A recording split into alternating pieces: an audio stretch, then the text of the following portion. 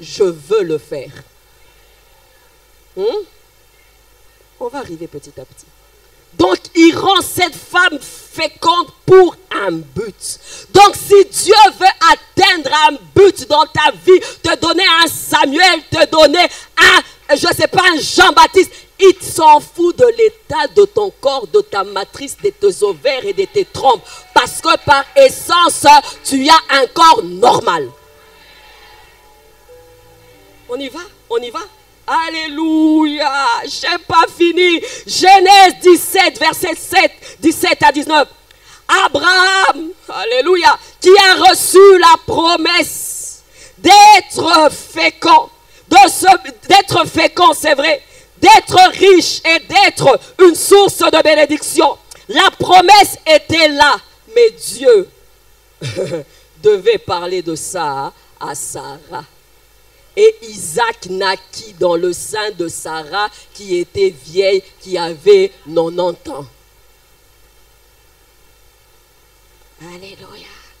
Je te bénirai, je rendrai ton nom grand, toutes les nations seront à toi. Oh non Dieu, je peux me contenter d'Ismaël. Il dit non, pas Ismaël, Sarah. Mais Sarah est stérile. Non, mon plan ne dépend pas de ça. J'ai pas de plan B. N'essaye pas de m'aider. Moi, j'ai dit, je ferai de toi une source de bénédiction. Arrête de m'expliquer que ta femme est stérile. Pour moi, c'était la donneuse de la vie. Abraham, quand je te l'avais dit, j'avais déjà tout prévu. Quand je te l'avais dit, j'avais le meilleur calendrier. Quand je te l'avais dit, je savais en quel moment, quel temps Isaac devait venir. Et je savais qu'à cet âge, cette femme était ménopausée. Mais si je dois le faire, je le ferai. La pensée de Dieu est au-delà. Je vois un grand juge, Samson. Là, c'est encore grave. Juge 13, verset 3. Oh, Israël était dans le trouble, dans la confusion. Mais Israël avait besoin d'un juge. Israël avait besoin de quelqu'un pour établir la paix. Dieu pointe le doigt sur la maman de Samson. Alléluia. Qui était stérile encore. Mais les stériles, qu'est-ce qu'elles ont fait dans la Bible finalement? Là, nous parlons de donneuses de vie, mais Dieu cible toujours des femmes avec des cas compliqués pour montrer qu'il peut tracer un chemin dans le désert. Ces versets ne sont pas décoratifs. Quand je lisais moi-même, je tressaillissais. Alléluia! Il dit ça à la maman de Samson, mais entends, il donne des restrictions à la maman de Samson. Il dit, tu ne vas pas manger ça. Tu ne vas pas boire ça. Tu ne vas pas te tenir comme ça. Tu ne vas pas faire ça. Dieu collabore avec la femme afin qu'un géant sorte de son sein. Samson pour Dieu. Samson pour rétablir la paix. Mais Dieu parle à la maman de Samson, dira que tu dois vivre dans la piété. Tu dois ne pas boire du vin. Tu ne dois pas faire ceci pour garder cette bénédiction. Il y a des restrictions que Dieu donne par rapport à la bénédiction que nous portons. Parce qu'il veut collaborer avec nous. Il a 1000 moyens pour le faire. Mais il le fait quand même. Femme, donneuse de vie. Alléluia. Pire encore, je vois une femme à qui Dieu a parlé de la destinée de ses enfants dans le sein. J'ai cité Rebecca qui avait 2 jumeaux. Son mari ne savait pas ce qui se passait dans son sein. Elle sentait l'agitation dans son sein. Ma Bible me dit qu'elle alla consulter Dieu. Elle alla consulter le donateur. Quel réflexe! Elle alla consulter Dieu en disant, Seigneur, qu'est-ce qui se passe? Et Dieu prend la peine de parler avec elle en disant, 2 nations sont dans ton ventre. Ce n'est pas fini. Le plus jeune va supplanter le plus grand. Il parle de ça. Elle est déjà dans le secret de Dieu. Les enfants que tu enfantes ne sont pas des enfants vains, des enfants qui viennent juste remplir la terre. Ce sont des enfants qui ont une destinée, qui ont une mission. Dieu sait. Il y a quelqu'un qui est avec moi. Elle collabore, elle consulte Dieu. Donc, dès qu'elle avait les enfants, elle comprenait, elle savait déjà. Pas par hasard. Elle savait déjà. Elle était déjà dans le secret de Dieu. que ton âge avancé, alléluia, que les diagnostics des médecins ne te fassent pas perdre la paix. Il dit à Sarah, j'agirai, qui s'y opposera? J'agirai, qui s'y opposera? Nous avons peur. Nous sommes tellement effrayés. Des fois parce que des fois nous avons la mauvaise information. Alléluia. Celle qu'on avait même maudite, entre guillemets. Dieu n'avait pas ôté ça. Dieu a dit, tes grossesses seront là certes, mais seront difficiles. Il n'a même pas ôté. Oh Dieu. Il n'a même pas rendu Ève stérile. Il a dit grossesse sera là, mais difficilement. Dieu veut, si tu cherches des enfants, si tu désires les enfants, si tu as ta soeur, tu as ta cousine, ta tante qui veut ça, j'aimerais que tu dises de la part du Seigneur, il n'y a rien qui est impossible à Dieu. J'agirai, qui s'y opposera? On en parle à Sarah, Sarah rit. Sarah regarde à l'état de son corps, elle rit. Dieu ne rigole pas. Il dit, je suis sérieux. Zacharie rit par rapport à la promesse. Gabriel dit, non, je suis Gabriel, je me tiens devant Dieu. Quand je te dis ça, c'est sérieux. Celui qui donne, c'est Dieu. La Bible dit, heureuses celles qui ont cru, car la parole qui leur sont annoncées auront leur accomplissement. Tu as peut-être attendu longtemps. On t'a toujours prêché ça, ce n'est pas venu. Ce soir, j'aimerais te dire, attends encore. J'aimerais te dire, recommence encore. J'aimerais te dire comme Anne, reste longtemps encore dans la présence de Dieu. J'aimerais te dire encore, pleure, il n'y a pas de problème. Si c'était en Chiluba, cette fois-ci en Lingala. Si c'était en Lingala, cette fois-ci en Swahili. Si c'était en français, cette fois-ci en anglais, il le fera. Donneuse de vie. Tu as les trompes pour ça. Tu as les matrices pour ça. Tu as les ovaires pour ça. Il a pris les cas les plus extrêmes dont je lis dans la Bible pour te montrer que ton cas n'était pas compliqué. Un homme avait dit, ton cas par rapport à ça ne dérange pas le trône de Dieu parce qu'il y a eu un cas plus compliqué que le tien. Donneuse de vie, accroche-toi. Garde cette collaboration avec Dieu. Alléluia. Garde ça. Apprenons à prier pour nos enfants. Apprenons à porter nos enfants. Et en nous disant que c'est une responsabilité que nous avons. Demande à Dieu son plan, ses projets pour les enfants. Demande à Dieu. Tu es une donneuse de vie, c'est vrai. Mais collabore avec Dieu. Nous sommes dans le temps de la fin. Le diable veut passer par nos enfants pour nous nuire. Le diable veut détruire la race dès le départ.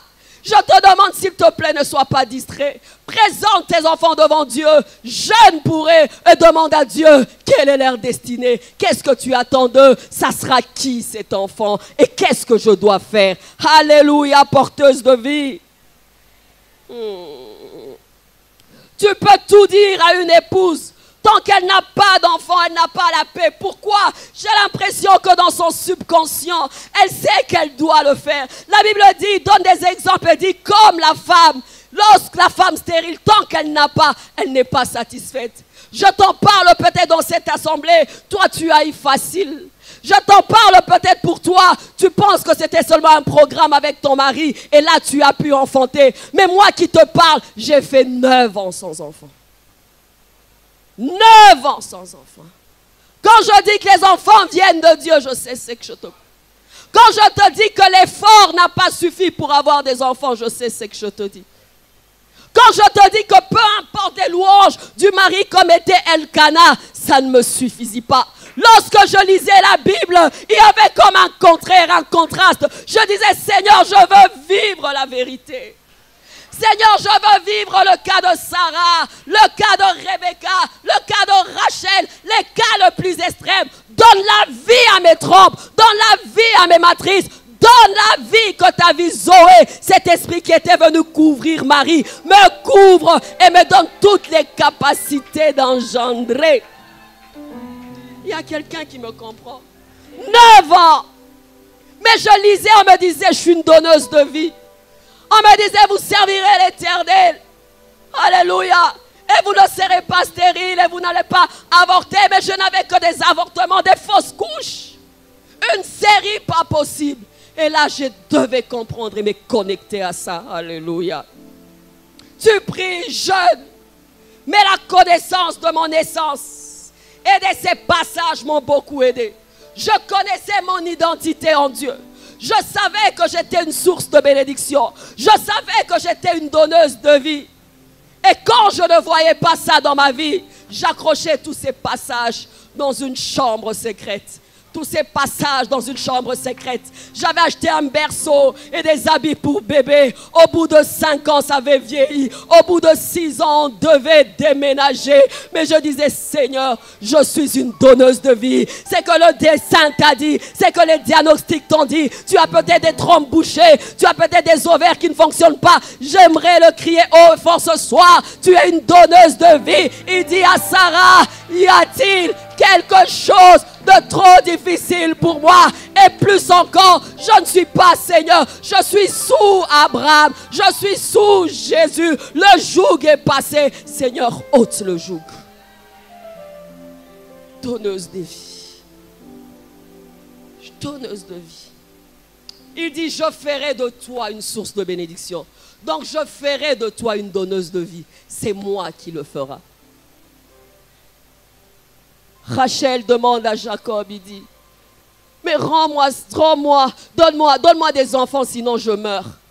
Elle accule son mari, elle dit, donne-moi des enfants, sinon je meurs. J'aime cette réponse et ça m'a bouleversé de Jacob. Jacob dit à Rachel, suis-je Dieu pour ne pas te donner des enfants?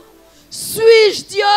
C'est pour dire, ai-je la capacité de te donner ou de ne pas t'en donner? J'avais accroché, j'ai dit, je ne veux pas les demander à mon mari, je veux les demander à Dieu. Je ne veux pas les demander à Elkanah, je veux le demander à Dieu. Et je ferai une prière prophétique en disant que si tu me le donnes, je te l'offrirai. Samuel est venu, il n'y a pas eu meilleur sacrificateur dans son temps, il n'y a pas eu meilleur prophète dans son temps, il n'y a pas eu meilleur juge dans son temps. Il a oint David, il a oint de roi, mais il a été engendré dans la prière d'une femme qui a prié, incubé dans la prière. Donneuse de vie. On t'a pointé, on t'a dit que tu ne les auras pas. On t'a pointé, on t'a dit que tes enfants sont des ratés. Tes enfants te font pleurer, il y a un manque de paix, tout ça. J'aimerais te dire que tu n'auras pas tes enfants pour les voir périr. J'aimerais te dire, on dit que le père du fou n'est pas heureux. Le projet de Dieu est un projet de paix. C'est un projet de bonheur. Il y a quelqu'un avec moi?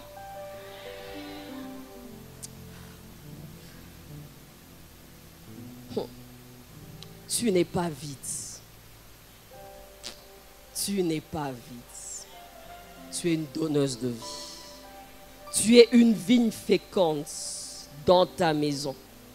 Tes fils sont des plantes d'olivier autour de ta table. Quand je faisais ma dernière fausse couche, je me souviens, j'avais dit au Seigneur, c'est que tu ne peux me donner, personne ne peut me le donner. J'ai dit, Seigneur, nous avons suivi des médecins ici et ailleurs. J'ai dit à mon mari, maintenant nous pouvons prendre une année de prière et nous allons chercher Dieu. J'ai dit, Seigneur, je ferai ma part, fais ta part. Je vais une dernière fois voir le médecin et c'était un médecin aventurier. Il me dit, tu es naïve, tu es stupide. Si avec ton mari, vous ne pouvez pas avoir des enfants, je peux t'aider à avoir des enfants. C'était le déclic de ma vie. Je regarde ce monsieur intérieurement, je dis certainement que tu ne me connais pas. Je sors de là, je m'agenouille sur l'avenue en terre. Je pleure, je hurle. Je dis, Seigneur, plus ça. Seigneur, pas ça. Seigneur, pas ça. C'est vrai qu'on m'a dit que je ne pouvais pas. C'est vrai que quand j'allais dans les échographies, il n'y avait que des mauvaises nouvelles. Quand les autres sortaient de la pièce du médecin, elles étaient heureuses pour voir les semaines de grossesse. Moi, c'était toujours un autre truc. Alléluia. Après des séminaires comme ça sur la foi, rentrer à la maison, c'était une fausse couche. Avant de séminaire, c'était des fausses couches. Mais intérieurement, connaissant cette vérité que j'étais une donneuse de vie, je me t'ai accroché à mon essence. Je me t'ai accroché à ma nature. Je me t'ai accroché à mon faiseur. Nous avons cherché Dieu. Nous avons cherché Dieu. Et c'était toujours à la 11e semaine. Alléluia. Cette fois-là, la 11e semaine, il y avait le battement du cœur. Mais on avait comme une peur. La 12e semaine. Et puis après, c'était les mois. Pour la première fois de ma vie, je vais dans la pièce pour faire l'échographie. Mon enfant était vivant, était plein de vie. Alléluia. Mon enfant était vivant et plein de vie. Je suis sortie de là en larmes. Et après, quand j'ai eu ma fille, comme on dit, Maya misunanga e bongwa maki maya komela. Oyo nazanga kilobi lelo e komi angai. La Bible dit que lorsque l'Éternel délivra les captifs de Sion, ils étaient comme ceux qui faisaient un rêve. Ce jour-là, ça sera comme un rêve. Ce jour-là, tu vas te demander, on parle de moi ou on parle de qui? Ce jour-là, tu vas te réjouir. La Bible dit, réjouis-toi stérile, toi qui n'enfantes pas. Ce jour-là, tu vas te souvenir de moments de prière et des larmes et tu vas dire, j'ai raison de croire en Dieu. J'ai raison de faire confiance en Dieu. J'ai raison d'avoir la foi d'Abraham qui dit, espérons contre toute espérance. Peut-être l'espérance n'est plus là, mais contre toute espérance. Si tu as la sémence de la vie en toi, j'aimerais te dire que cette sémence de la vie, puisque tu es une donneuse de vie, va donner la vie à tout ce qui est mort en toi, au nom de Jésus. Si ce n'est pas dans la maternité, c'est dans un autre domaine. Ayant déjà la sémence, la vie Zoé qui souffle a donné forme. Ça, c'est Dieu. Et il prend les cas les plus extrêmes, les plus compliqués pour nous rassurer. Lorsque nous vivrons des petits défis, tu donneras vie. Tu donneras vie à un enfant. Tu donneras vie à un projet. Tu donneras vie à quelque chose de viable et de fiable. Parce que tu es une donneuse de vie et non de mort. Il y a quelqu'un qui me comprend. J'ai porté l'enfant, je tremblais. Et Dieu, quand il fait, il aime te faire voir que c'est lui. Je n'avais pas d'explication à donner. Je disais simplement, c'est Dieu. Des fois, Dieu te laisse te promener, prendre l'avion, essayer in vitro, essayer insémination. Et quand tu es là, quand tu pleures, tu es là comme Anne. Et là, le sacrificateur ne vient que vers toi. Mon enfant, c'est Dieu. Il vient et il te parle. Et lorsque tu attrapes, c'est fini. J'aimerais que ce soir que tu croies en ça. La Bible dit, heureuses celles qui ont cru. Mais la Bible dit encore, cette même bonne nouvelle a été annoncée à deux peuples. Mais pour certains, ça produit la vie parce que ça trouvait la foi. Quand la bonne nouvelle est annoncée et qu'elle trouve la foi, le déclic commence. Lorsque tu crois, tu verras. La Bible dit, n'ai-je pas dit que si tu crois, tu verras la gloire de Dieu. Commence déjà à croire que tu es une donneuse de vie et commence à parler sur cette situation. Commence à parler sur cette réalité qui semble mort. Jésus dit, je suis la résurrection et la vie. La résurrection et la vie. Donc quand j'ai eu ma fille, j'ai béni Dieu. Mais Dieu voulait me montrer que ma fille, je te donne des choses parce que tu pleures longtemps. Mais je peux aussi te donner des choses facilement. Je ne m'y attendais pas. Je pensais qu'il fallait encore jeûner 9 ans. Mais l'année qui suivait, j'étais encore tombée enceinte. Et cette fois-là, Dieu me donna un garçon. Je ne te parle pas d'une autre, je te parle de moi. Et quand il m'a donné ces gros bébés Moulouba avec les gros makolo, les gros mabundi, j'ai dit Nzambe, ça la rappelle Diki Diki. Mokolo nzamba kosala yo diki diki. Mokolo nzamba kosekwisa oyo ekufa. Mokolo nzamba kolakisa okazaba moi. Okoyoka diki diki. Obanaka koloba nzambe. Obanaka nzambe tika boeko. Obanaka nzambe. Nzambe ekoleka. Ce qui fait que le mois d'après, mon mari et moi s'était dit, et la stérile enfantant 6 fois, et la stérile enfantant 7 fois.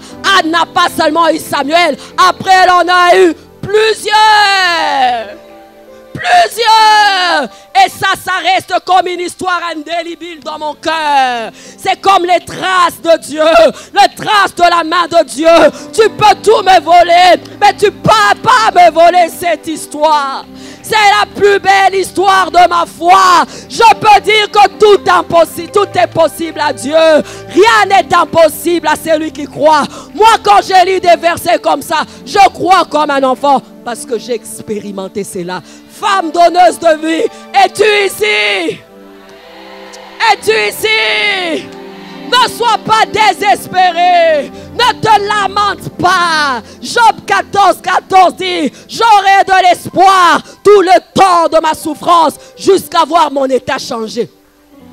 Job, j'aurai de l'espoir tout le temps de mes souffrances jusqu'à voir mon état changer. Tant que mon état ne changera pas, j'aurai toujours de l'espoir. Il rajoute, je crois dans Job 14:7, il dit, l'arbre a de l'espérance. Lorsqu'on coupe l'arbre à côté de l'eau, qu'est-ce qu'il fait? Il repousse et ses plantes réverdissent. Tu m'as peut-être coupé, mais à côté de l'eau qui peut être la parole de Dieu, je veux reverdir. Michel dit, ne te réjouis pas à mon sujet, mon ennemi. Si je suis tombé, je me lèverai. L'Éternel le fera. Tu as l'impression que c'est mort. Ce n'est pas mort. Il est entré, mais elle est déjà morte, maître. Non, elle dort. Parce que moi, je suis la résurrection et la vie. Lazare meurt, on dit, maître, tu étais où? Il dit, il n'y a pas de problème, pourri ou pas pourri. Il fit sortir tout le monde et il ressuscita Lazare. J'aime Jésus. On n'a pas cru à un Dieu mort. On n'a pas cru à un Dieu de slogan. On n'a pas cru à un Dieu des fables. On n'a pas cru à un Dieu de mythe. Nous croyons au Dieu puissant, créateur du ciel et de la terre, qui amène à l'existence ce qui n'existe pas. Ah! Alléluia! Que cette parole localise tout ce qui est mort ce soir. Que cette parole localise ce qui a manqué de vie ce soir. Et que la vie Zoé qui donnait forme au monde, que cette vie Zoé puisse être là. Cette vie Zoé qui a donné la force